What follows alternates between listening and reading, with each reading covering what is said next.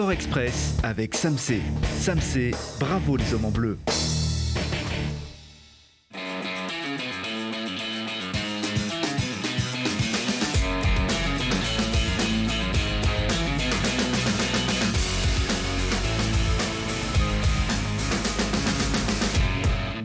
Bienvenue à tous, ravis de lever les bras avec vous, avec les performances de nos athlètes décidément plus en forme que jamais en ce début d'année. À l'image des brûleurs de loups qui se sont qualifiés pour la finale de Coupe de France la semaine dernière en allant battre Angers et au tir au but. Les brûleurs de loups retrouveront Gap en finale le 29 janvier à l'Accor Hotel Arena Paris-Bercy. Et comme un heureux présage, les Grenoblois ont présenté leurs ambitions à leurs futurs adversaires finalistes en battant Gap vendredi soir en Ligue Magnus, victoire 4-1. Les brûleurs de loups gardent la tête du championnat avec 10 points d'avance sur Rouen pour un même nombre de matchs joués. Les brûleurs jouent demain mardi contre Cergy en déplacement. La Coupe de France sourit aussi pour l'instant au GF38 qui a gagné son ticket pour les 16e de finale de Coupe de France. Les Grenoblois sont allés battre Nîmes 1-0 vendredi dernier et ont eu la main plutôt heureuse au tirage au sort. Ils se déplaceront à Plabennec dans le Finistère en 8e de finale. Un club de National 3, mais gare aux Bretons qui, paraît-il, sont capables du meilleur dans leur stade. Le FCG Rugby est passé tout près d'une belle victoire, mais il doit se contenter d'un score nul 23-23 à Aix-en-Provence. Tout à l'image de l'ensemble de ce match, œil pour œil, dent pour dent. Provence Rugby et Grenoble ne se sont jamais lâchés d'une semelle à coup de pénalité en première mi-temps, 6-6 à la pause. Et en seconde période, les deux adversaires ont chacun marqué 2 pénalités et 2 essais, dont un marqué en toute fin de partie dans les arrêts de jeu par Provence. Chacun empoche 2 points. Le FCG est 6e de Pro D2 avec toujours 5 points retirés par la Ligue. Pour des raisons administratives, le club grenoblois a fait appel. Coralie Frassombé signe le meilleur résultat de sa carrière. La skieuse de Champs-Rousse termine à la 6e place du géant de Coupe du Monde à Kranjska Gora. Un très bon résultat au vu des performances des concurrentes qui la précèdent. En espérant enfin un premier podium en Coupe du Monde, Coralie a confié sa satisfaction à FFS TV. C'était hyper agréable à skier, ils ont super bien préparé la piste et puis j'ai pu m'exprimer à fond et j'ai cherché cette belle 6e place et je suis fière en tout cas. Voilà, fière Coralie Frassombé. Dans l'actu également, une Marion Boras vaincue, puis vainqueur au championnat de France de cyclisme sur piste à Roubaix. La coureuse de Pontcharrat avait échoué sur la ligne en poursuite individuelle dont elle détient le record de France. Mais elle s'impose le lendemain dans l'épreuve combinée de l'Omnium et décroche ainsi son premier titre national individuel chez les seniors.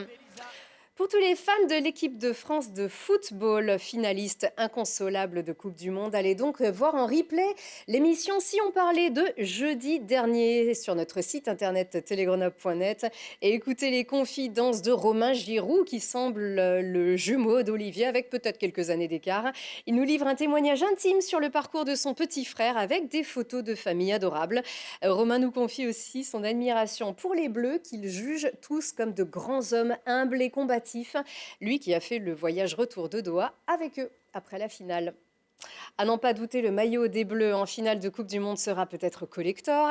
Et un jour, peut-être, retrouvera-t-on ce maillot dans la collection de Gianni, un passionné qui possède une caverne d'Ali Baba pour tout amateur de football. Reportage Arthur Glory.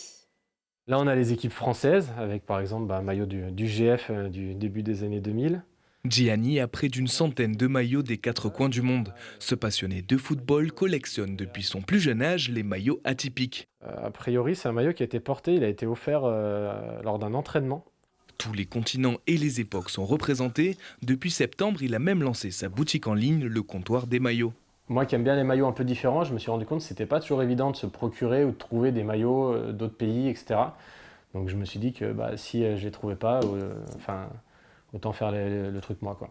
Chaque jour, il reçoit de nouveaux maillots, des dons ou des trouvailles sur des sites de revente en ligne. Gianni a aussi pris l'habitude d'écumer les brocantes, des perles rares que le Grenoblois examine sous tous les angles pour s'assurer de leur authenticité.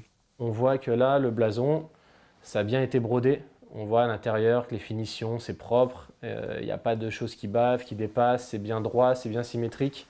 Ne reste plus qu'à les mettre en ligne, les maillots vintage s'arrachent à prix d'or, mais sur le comptoir des maillots, Gianni a tenu à les rendre accessibles. 99 € pour moi c'est le maximum.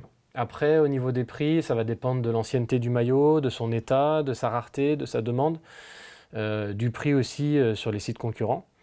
Après dans l'ensemble, moi je trouve que les maillots de foot sont quand même très chers.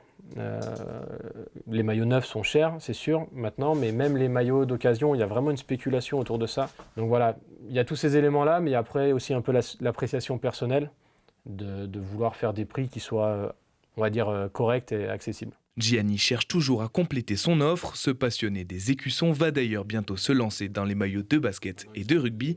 Fan de foot ou pas, chacun y trouve son bonheur.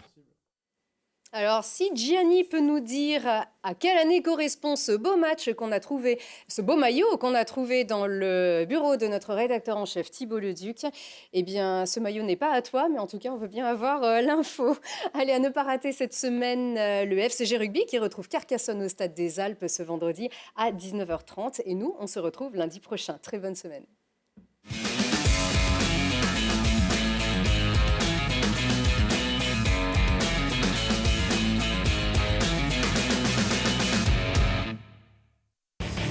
Sport Express avec Samsé. Samsé, bravo les hommes en bleu.